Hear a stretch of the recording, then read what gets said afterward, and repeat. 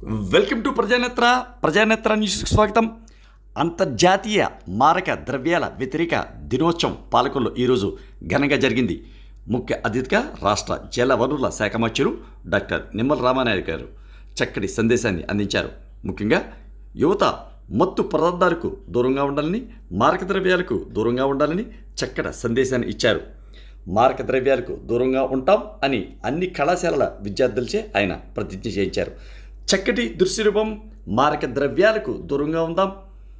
మీ ప్రజానేత్ర news పల్లెం అజయ్ బాబు, bureau reporter, Narsapuram, ప్రజానేత్ర news.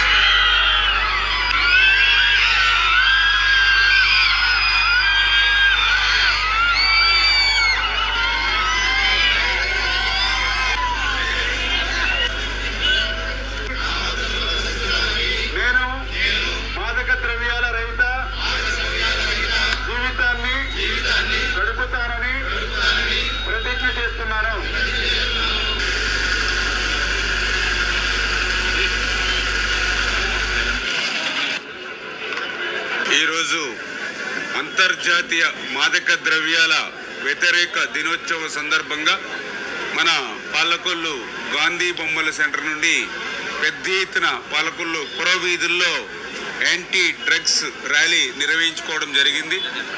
మీ అందరికీ తెలుసు, ఆరోగ్యమే మహాభాగ్యం. మంచి ఆరోగ్యం ద్వారానే మంచి సమాజం, ఆ సమాజం కూడా ఆర్థిక అభివృద్ధి కూడా సాధ్యమవుతుంది అనే విషయాన్ని కూడా ఈ సందర్భంగా మనందరం కూడా గుర్తుపెట్టుకోవాలి.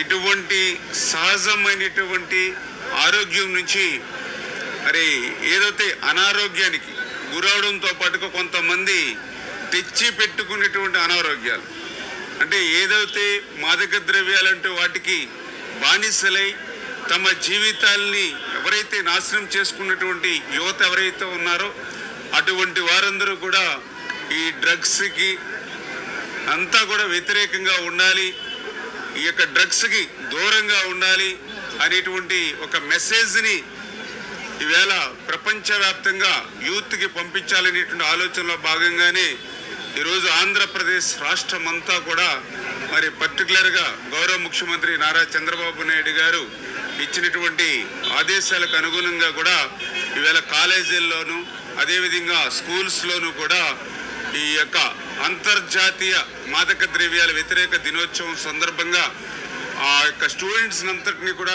ఎడ్యుకేట్ చేయడం జరుగుతుంది. ఎందుకంటే మేము కూడా ఏదైనా కాలేజీలకు కానీ మన లాస్ట్ టైం మేము చూసాం, కొన్ని హై స్కూల్స్ దగ్గర కూడా చూస్తే చాలామంది యూత్ పర్టికులర్గా స్టూడెంట్స్ కూడా ఈ యొక్క డ్రగ్స్, గంజాయికి అలవాటు పడినటువంటి పరిస్థితి, వాటికి బానిసై వారి జీవితాల్ని వారు నాశనం చేసుకుని కడకు తల్లిదండ్రుల మాట కూడా లెక్క చేయనటువంటి పరిస్థితికి ఆ యువత డ్రగ్స్ ద్వారా వచ్చినటువంటి స్థితిని కూడా స్వయంగా నేను కూడా కొంతమందిని గమనించడం జరిగింది. దురదృష్టవశాత్తు గత 5 సంవత్సరాల వైఎస్ఆర్సీపీ పాలన